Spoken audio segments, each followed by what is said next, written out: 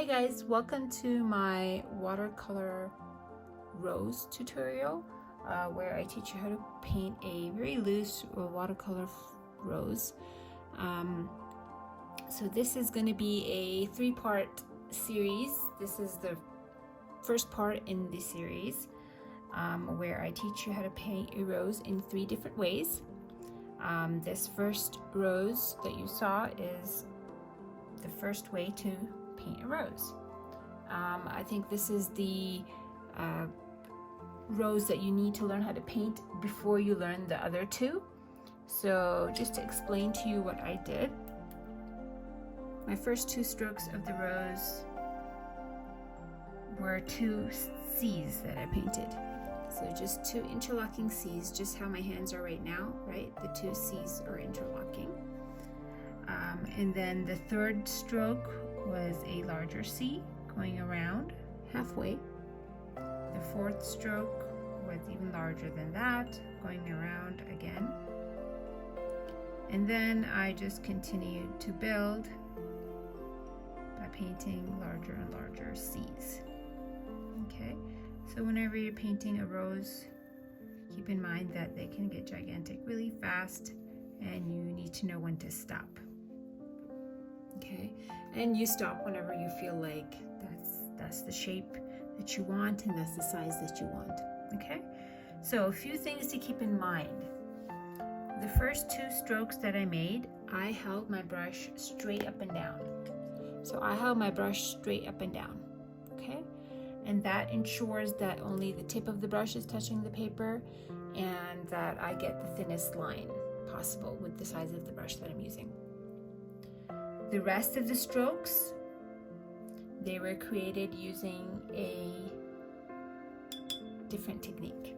Okay, let me demonstrate that for you right now. So they were created by starting off using the tip of the brush, and then I applied pressure and came down to use the belly of the brush, and then I lifted the brush up at the end again, back to the tip of the brush. Okay, so I'm going to call these C strokes. You can call them crescents. If you're a foodie like me, you can call it a croissant. So whatever works for you, but this is what I mean when I say painting a C stroke when we're painting roses. So the third stroke was right here, number 3, and this was the fourth stroke. Now, a few things to keep in mind. As you go further out from the center of the rose, your strokes get larger in width, they get larger in length, and generally that means they get larger in size. Also keep in mind that you want to place the strokes randomly. Okay, so if I had done this, if I had done my 2 C strokes and done stroke number 3, number 4, number 5, number 6, number 7, that would not end up looking like a rose. Okay, so if you go back to my first drawing, I did stroke 3, 4, and then I did stroke 5 up here. Okay, and then I don't remember anymore which one stroke 6 was, but let's just say this was stroke 6. This was 7. So I placed them around the center, right? I didn't just go right, left, right, left, right, left. Okay. So let's go ahead and paint another one so you can see it again. Okay. Okay. So just from a different angle so you can see how I held my brush. Okay. So these are the first 2 strokes. And if you notice, I have my pinky out, okay? That's giving me support. I have my wrist flat on the paper, okay? But if I don't have my pinky out, it's not too difficult. I mean, it's not impossible, but having my pinky out just gives me extra stability, okay? So my first 2 strokes, my 2 interlocking C's. Okay, these are the most concentrated. They have the most amount of paint on my brush right now. So after this stroke, I'm going to do number 3. So thick, thin, thick. Okay. Stroke number 4. Thin, thick, thin. Did I say thick, thin, thick for this one? I meant thin, thick, thin. Okay. And I'm just gonna keep going. Okay, so another thing to keep in mind is if you watch to see what I'm doing, let me bring you in closer, is I am not overlapping the tips. Like my next petal, I wanted to come around this way, okay? But I'm not gonna begin right here. I don't want my tips to meet. I want my tips to overlap. Okay, so I'm gonna go beyond the end of this tip and on top of it. And apply pressure, that's the thick, and bring it back up to thin. Okay. Also, if you notice, sometimes I will touch the petal previous to the one I'm working on. Okay, let me keep going just to finish this off.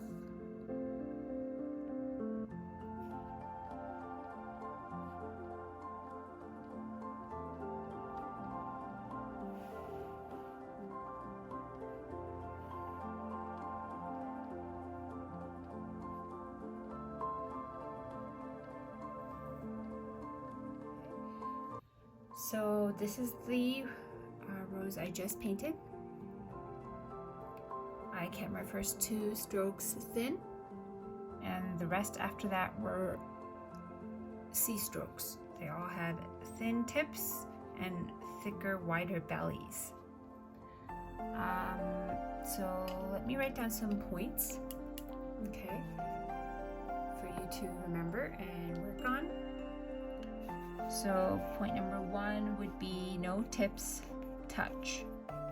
Okay, and what I mean by that is, as you can see in this drawing, the tips overlap. If this one ended here, I wasn't going to begin the next one right here. I began the next one over here. I went past this tip and it overlapped. Okay, so no tips touch.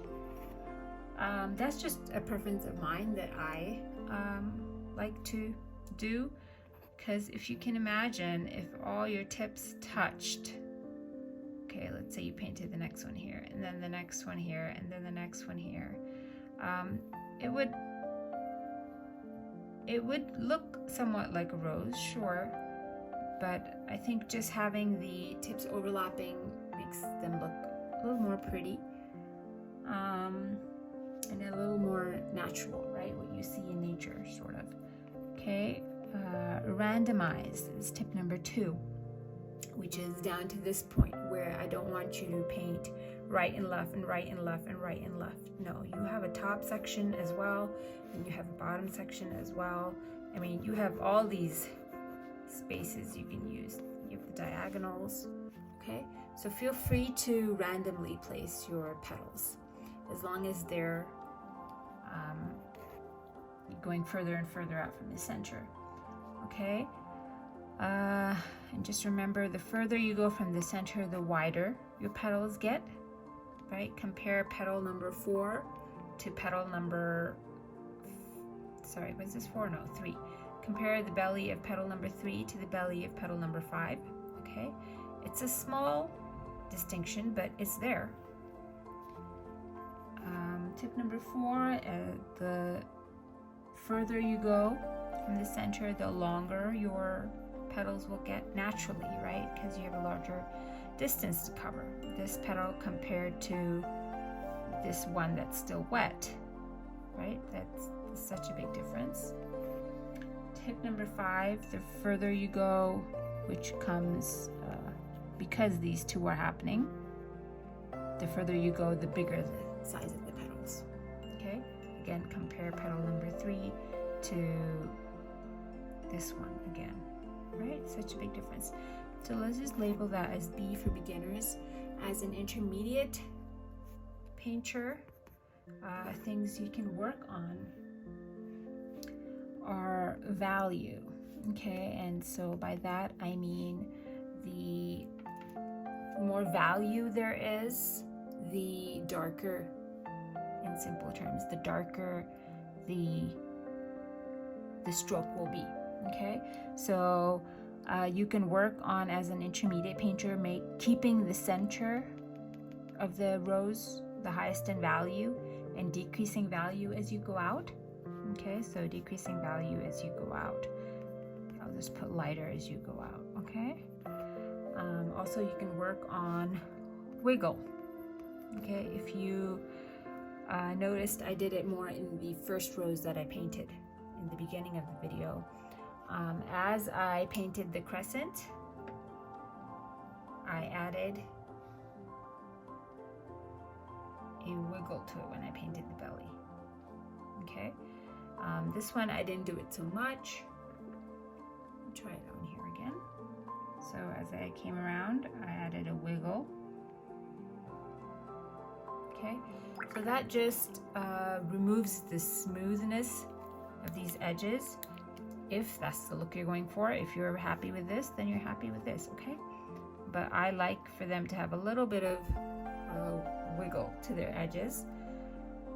So that's tip number 2, or something for a intermediate painter to try, wiggle the edges. And 3, on the right touch, okay?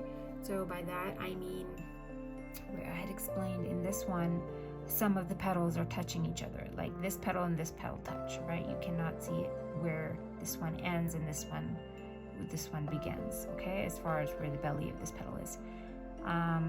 Whereas I'm trying to look for a petal where I didn't touch, because I usually tend to touch mine. Let me paint another one and not have the petals touch. How about that? So you can see what I'm talking about. Now I'm gonna try to keep in mind that I don't want the petals to touch each other, the petal previously. Okay, those two don't touch.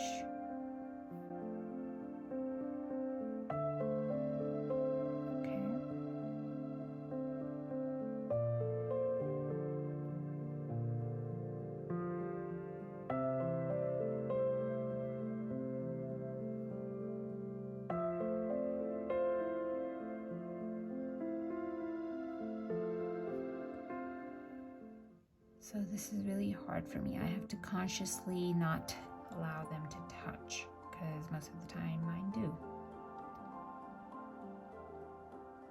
Okay, there, I'm going to go ahead and let them touch at the end, because I need the rose to end at some point.